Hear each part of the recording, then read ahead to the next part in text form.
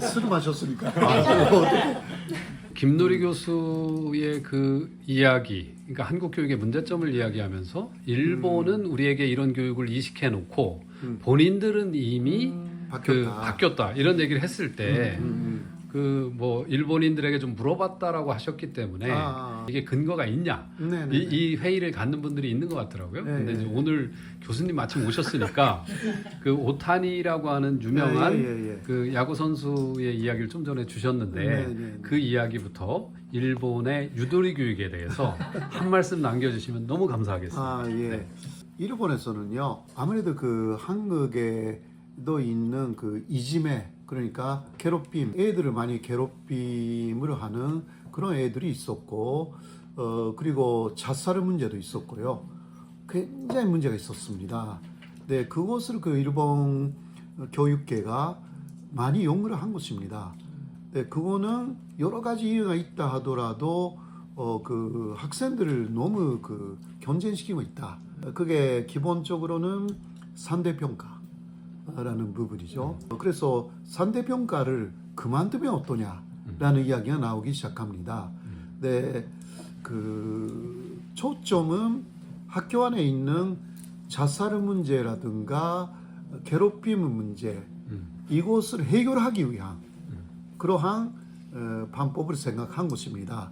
그리고 애들한테 부담을 주지 않기 위해서는 학습량 자체를 30% 줄이자. 그래서 일본에서 시작된 것은 주 5일 학습제. 그러니까 토요일은 쉬자. 그냥 뭐 한국에서도 그것은 도입됐고, 그러니까 일본에서 토일은 학습하지 말자.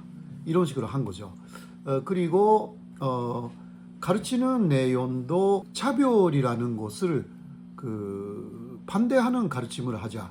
예를 들면 인종, 남녀, 기타 차별을 많이 그 조성해왔던 그런 것에 대해서 그거는 나쁜 것이다라는 것을 가르치자라고 해서 본격화된 것은 2000년대 초기였습니다.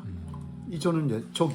그때까지는 영어 단계였기 때문에 주 5일 학습이라든가 그런 것은 조금 일찍 시작됐지만 그러나 2년 부분은 2002년쯤부터 본격적으로 도입되기 시작됐습니다. 그러니까 그때 교육을 받은 사람의 일본의 대표라고 하면 오타니 쇼헤이 선수를 말할 수가 있습니다. 그래서 오타니 쇼헤이는 굉장히 그 공평하게 사람을 보는 눈을 갖고 있고 또 한국에 대한 그 뭔가 우월감이라든가 그런 것도 전혀 없습니다.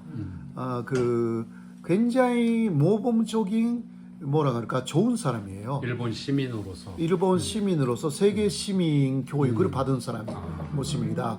그러니까 그 유토리 교육이라는 것은 기본적으로 세계 시민 안에서도 통하는 그러한 교육을 기본 이념으로 삼았습니다.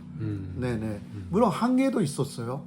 그거는 유토리 교육이 2008년 정도에 조금 변하기는 하는데 그때 아베가 집권해가지고 역사 교과서 문제는 다시 일으키기 시작합니다.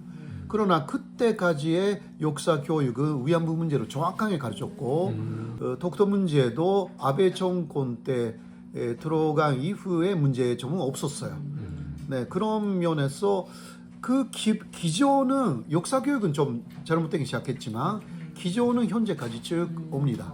그러니까 지금도 절대평가입니다. 일본은. 네네. 그래서 조금 바뀐 거예요. 하나만 더 여쭙겠습니다. 김누리 교수는 독일이 일단 대학의 등록금을 없애고 독일 대학을 소위 말하는 명문대학 이런 개념을 사라지게 한 혁명, 이걸 통해서 이제 독일 시민들은 열등감 또 좋은 대학을 가야 그 삶이 좋아진다는 이런 생각들을 근본적으로 변화시켰다고 보는데 혹시 일본에도 대학과 관련된 대학 서열화의 문제를 해결했거나 우리로 치면 수능이 있는데 독일에서는 아비투어, 프랑스는 바칼로레아, 일본의 대학 입시 제도는 대학 제도와 함께 어떻게 되었는가 좀 궁금합니다. 거기에는 제가 상세하게는 뭐라고 하기가 어렵지만 그러나 한국하고 비교하면 일본의 입시는 상당히 느슨하죠. 예를 들면 일본에서는 센터 시험이라고 하는데 대학 그 수학 능력 시험이에요. 그게. 근데 그거만으로 갈 수 있는 대학이 꽤 있습니다. 그러니까 막 여기서 본고사라든가 뭐 그 다음 또 학교마다 그 시험 있잖아요. 이게 없이도 갈 수 있는 제도를 만들었어요. 일본에서는. 근데 물론 그 유명 대학은 아직은 본고사 같은 게 있기는 합니다. 그래서 다양화되어 있어요. 일본에서는요. 그리고 뭐 아무래도 한국에서는 입시 과목이 많습니다. 그렇죠. 예. 일본은 그냥 2과목으로 갈 수 있는 대학도 있죠. 예. 물론 그거는 센터 시험, 수능 시험은 기본적으로 하는데 그 다음 시험은 거의 영어하고 그거만 한다라든가 그런 식으로 하거나 그 일단 부담을 줄이고 있고요. 그리고 또 대학에 진학하는 사람들도 52% 정도입니다. 예, 한국은 거의 90%가 되어 있고 일본에서는 52%. 그러니까 일단 고등학교만 나오면 먹고 살 수 있는 기능을 가질 수 있게 하여서 저도 제가 아는 사람 중에 고등학교 나온 분들이 꽤 있습니다만은 그런 사람들은 오히려 대학 나온 사람들 이상으로 월급을 굉장히 많이 받고 생활을 하고요. 굉장히 그 여유 있게 살고 있는 분들이 많습니다.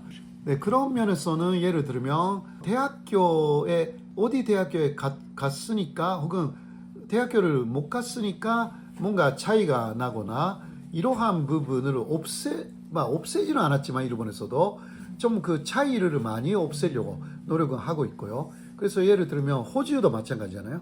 호주는 그 대학교 나온 사람 이상으로 일을 많이 하는 기술자가 봉급을 굉장히 많이 받습니다.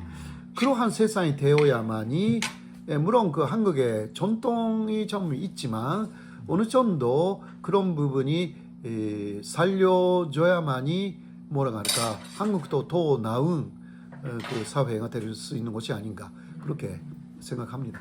소중한 말씀 감사합니다.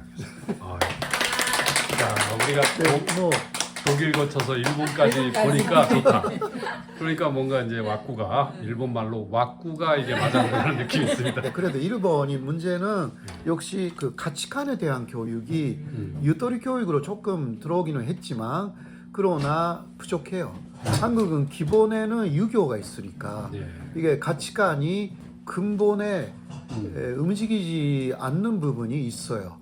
그 인간성을 만드는 부분. 일본은 45년에 배정한 이후에 인간성을 만드는 교육 자체가 사라진 거예요.